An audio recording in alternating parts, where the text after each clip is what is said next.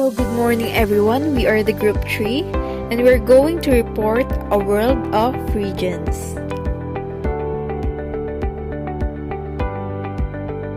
So our learning objectives for today, we're at the end of the lesson. We're expected to define the term Global South, differentiate the Global South from the Third World, and analyze how a new conception of global relations emerged from the experience of Latin American countries. Global divides the North and the South. So the world consists of different regions, which refers to group of countries situated in the same geographic location or amalgamate one another to oversee flows and policy choices. So here we have regionalism. So regionalism is a political process characterized by economic policy, cooperation, and coordination among countries, while regionalization is a concentration of economic flow within region, thereby binding together the region's economy. So, since ang regionalism is a process, ang region, they are not given or naturally created. Regions group and divide due to common traits and vested interest. So the world is divided according to socio-economic and political aspect. So next, we have here the North-South divide.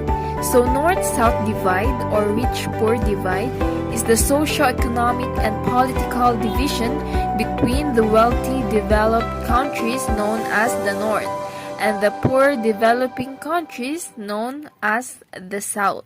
So this divide is recently known as development gap, which put greater emphasis on the gap between the economically rich and poor countries.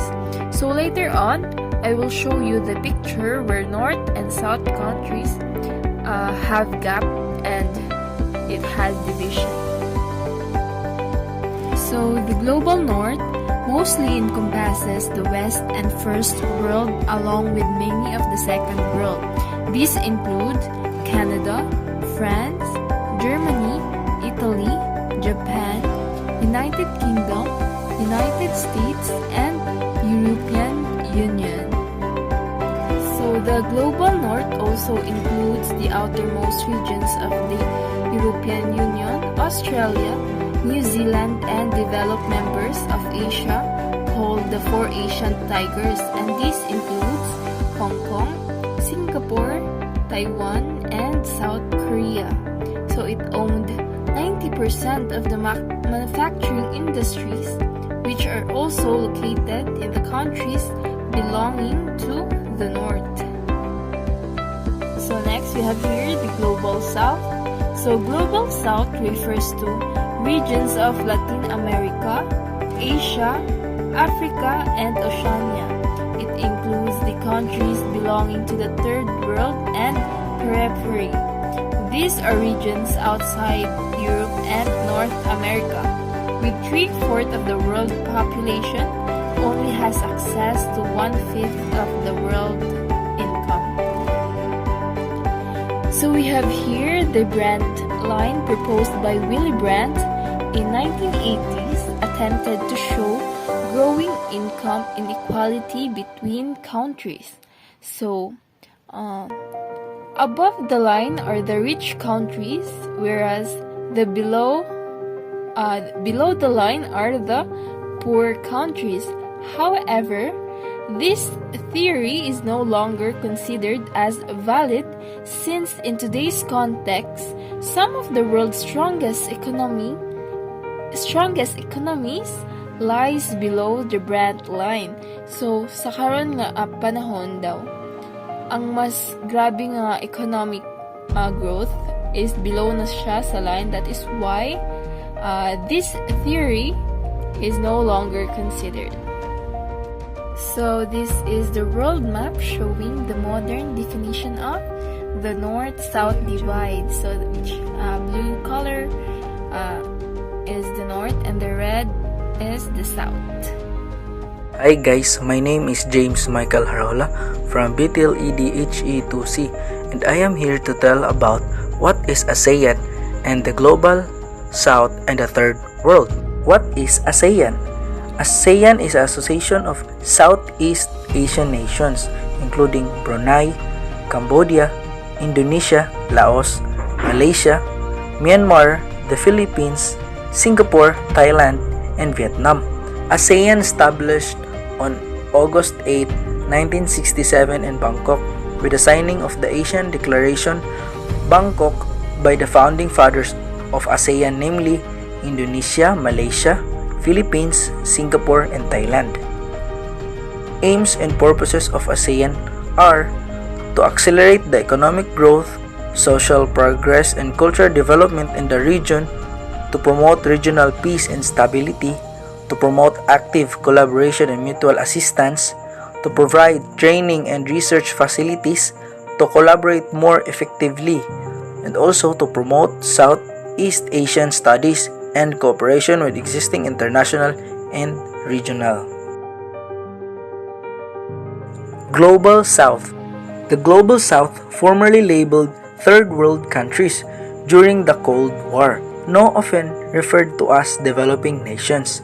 Decolonization, term for the Global South's independence from European rule. Challenges facing the Global South after decolonization. First, the legacies of empire. Second, deep divisions of language, ethnicity, religion, and class. Third, rapidly growing populations. And the last one, competing demands of the capitalist West and the communist East. The Third World.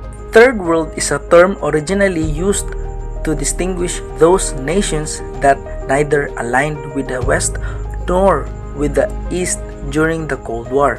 These countries are also known as the Global South, developing countries, and least developed countries in academic circles. The term Third World premeditated excerpt to the third estate of the French Revolution. The phrase was universally recognized during the Cold War when various nations declined and suffered. The Third World were countries which are underdeveloped and still striving to get rid of poverty issues, low per capita income, unemployment, population growth, water and sanitation problems, crime leading to unrest, and less industrialization. Good day, ma'am. Good day, everyone. I'm Gladys Jenny Eton, and I'm going to report about the global relations in Latin America. So, what is Latin America? Latin America. It is like Africa. It has small populations but endowed with rich natural resources. Because of this region is target for grand-scale pillage for capital accumulations by Europe and the United States. Countries in Latin America were under the control of either Spain or Portugal during the colonial era. During the 19th century, the world capitalist system exploited the paganized peasants. The tellers, laborers, and uneducated were subject to brutality by big agrarian landowners. The natural resources, like mines, were exploited by the developed countries. In the 20th century, the immigration of peasants from the countryside resulted to the modernization poverty, replacing rural poverty in Latin America. A settlement of jerry-built shacks or favelas emerged in the cities, wherein a lot of people now living in the urban areas alongside with the change of politics imposing fascist dictatorship. Certain rights were abolished, like right to vote. Specialized police services were established, giving extra legal authority to arrest and torture people who go against the government. The brutal super-exploitation in Latin America are worse compared to other regions in the world. Until now, some countries in the region are still suffering and recovering from the brutal treatments as the result of dictatorships. The situation of the Philippines during and after the colonial era was much better compared to the experiences of Latin America. Even before the current globalization trends appear in Latin America, they were actually experiencing the wide-ranging globalization which resulted to exploitation and abuse. In Danilo Anton 1998, in his article, he says there that there are different waves of globalization in Latin America. The first wave of globalization was extremely brutal, and it was called the military wave that happened around 15th to 16th centuries. The extracontinental military invasion of the Americas was immediately felt, and there were political and cultural annihilation of the indigenous people. The second wave of globalization was the economic wave, in which the Spanish and Portuguese colonies were well established this time in the 19th century. Latin America was the basic source of raw materials by the European countries. During this time, the globalization development was mainly related to the requirements of the European Industrial Revolution, in which the natural resources in this period were exploited and workers were abused. However, infectious diseases were reduced, communication and transportation were developed. Hello everyone, my name is Mary Louise P. Humamoy. The topic that I will be discussing is all about the third wave of globalization. The third wave. Cultural wave was the third globalization wave. Due to the nature of technological changes, globalization affects the cultural sphere of Latin America. Because of technology, computers and telecommunications were now made available and air travel has become widespread. Women has become increasingly important in the workplace and communication was becoming better. People within the region can now communicate with each other and to other regions of the world. But new disease was introduced like AIDS or HIV. The impact of the third wave was already felt during the 20th century, while the impact of the second wave was still felt and very much alive. So both waves in the last decade was simultaneously experienced, affecting many countries around the world. The better effects brought by the third wave were often outweighed by its negative impacts. So it means na in third wave, mas bugat pa ang impact sa negative effect kaysa sa positive effect. For example, a lot of raw materials were produced and exported outside the region, resulting to higher income to the detriment of the environment. Native trees or crops were replaced by other plants highly demanded by the importing countries, resulting to soil erosion. Increased consumption of sea products promoted expansions of aquaculture, but it resulted to the reduction of the water quality. Despite of these effects, the national culture of Latin America still exists. These are important assets to regional societies. However, many individuals and communities have no political control over their common destinies.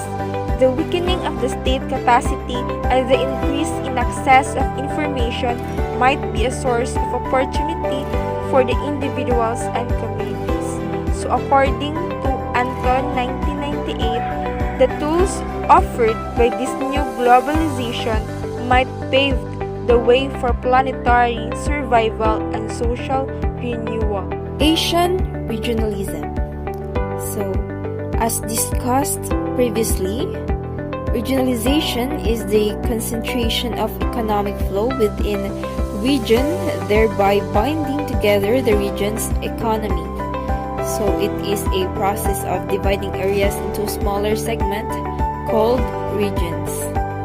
So regionalization and globalization are the key defining features in contemporary world politics. So these two are not actually a complete new processes. So ever since man started to travel around the globe by boat or by land, globalization had started. So as previously said, the exact meaning of globalization and defining it is a controversial risk. It is always understood as the increased flow of goods, services, capital, people, and information across borders. Integration of Asian region. Regional integration. So, regional integration is a process by which two or more neighboring nation states to agree, cooperate, and work closely together to achieve peace, stability, and wealth. So it is overcoming barriers among neighboring countries, jointly managing shared resources and assets, common good. So the European Union supports our regional integration to achieve prosperity, peace, and security. So in integration of Asian region, cooperation among countries within the region usually start with economic integration. It is the process by which different countries come to agreement to remove trade. So, remove trade, example for this is the tariffs, quotas, and border restriction between the two countries.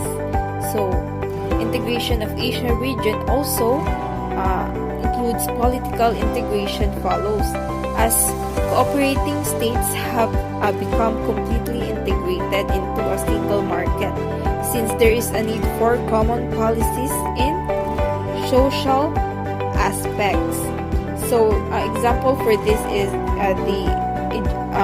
education, healthcare or employment benefits, and pension sa mga institution, and political institution.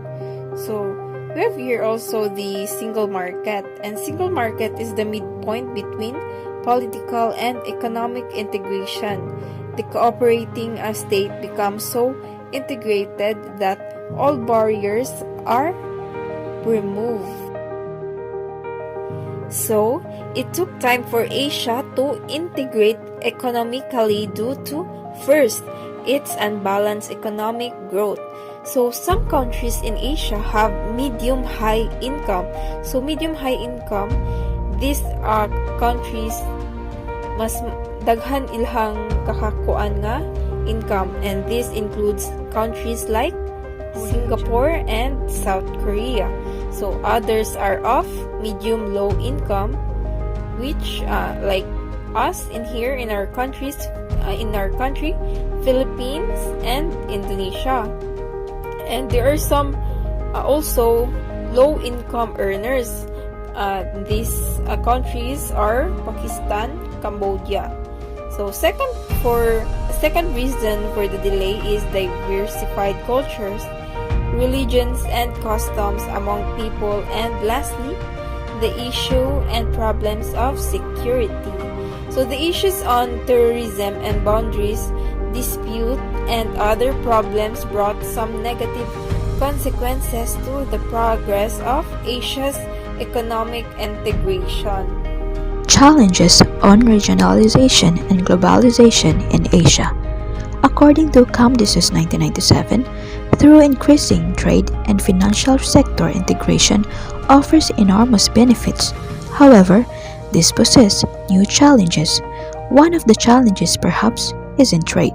The openness of Asian economy encouraged competitiveness and transfer of technology.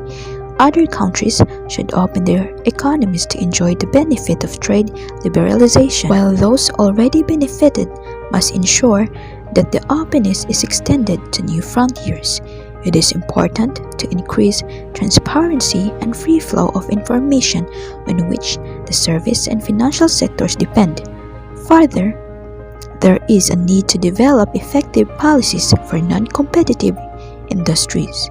With this, a number of countries need to improve their infrastructure, especially in transportation, telecommunication, and power supply to sustain growth. In turn, public finances should be strengthened by reducing outlays in less productive areas, and the regional trade initiative should be compatible with the global trade liberalization.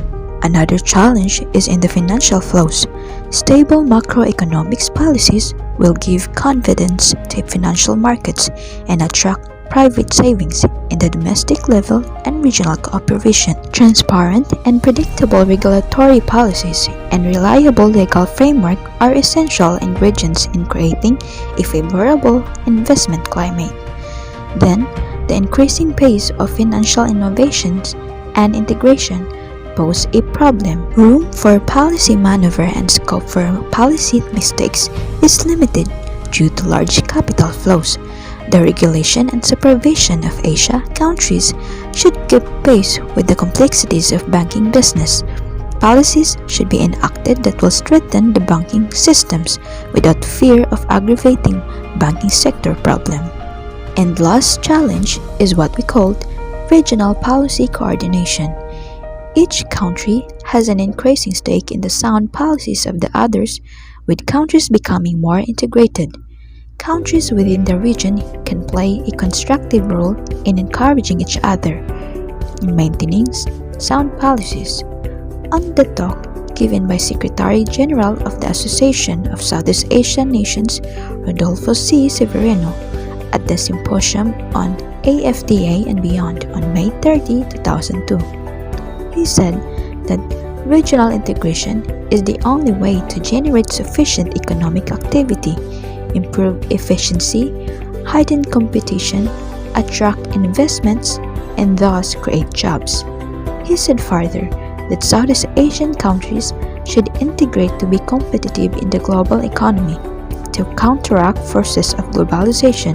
The massive agriculture subsidies in the European Union, Japan, and United States, agricultural protection in the guise of quarantine regulations, the abuse of anti-dumping, imposition of prohibitive cost and litigation to developing countries are among the policies that threaten the value of protectionism among the Asian countries.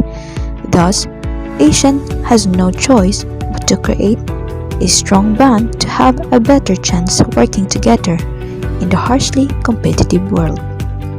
Challenges ASEAN and COVID-19. The coronavirus disease or COVID-19 is one of the problems that the whole world are facing today. This pandemic has severely affected East and Southeast Asian economies, especially by disrupting the flow of goods and services in the region's global value chains or GVCs. Global value chain refers to international production sharing, a phenomenon where production is broken into activities and tasks carried out in different countries. The impacts and implications of pandemic on the regional economy, especially in regional economic governance, are widely discussed by ASEAN leaders. The meetings with the health officials of ASEAN member states and the ASEAN 3 countries, the People's Republic of China, Japan, and Republic of Korea, and between heads of states, foreign ministers, defense ministers, ministers for finance, ministers for agriculture and forestry, and ministers for labor had impelled commitments to combat against the pandemic. Here are the outlines in the commitments on related health issues. So first is the information sharing on detection, control and interventions, coordinating cross-border health response, including contact tracing and outbreak investigation. Next, capacity building interventions on public health emergency, scientific research preparedness and response, strengthening early warning system for pandemics and other epidemics diseases, and support to ensure the adequacy of essential medicines, vaccines, and medical devices both between the member countries and the region, alongside with the setting up a reserve of essential medical supplies and COVID-19 ASEAN Response Fund for public health emergencies. Here are the pledges on economic, agriculture, labor, and tourism-related issues. Ensuring the resilience of supply chain, coordinations for preservation, transport and distribution, technologies, and infrastructure to reduce food insecurity security, supporting the development and implementation of a post-COVID-19 crisis recovery plan to build up ASEAN tourism capabilities, and addressing the impact of COVID-19 on labor and employment. However, here are the failures in the regional response on the pandemic. Firstly, the coordinated regional response was difficult because of the different levels of infections, specific national responses, and political will. Secondly, the pandemic itself results in vastly fundamental tensions. The global health threat needs greater coordination and cooperation within countries in the region. The Asian Development Bank assessed the economic losses in Asia and the Pacific to range between $1.7 trillion to $2.5 trillion, with the region accounting for about 30% of the overall decline in global output.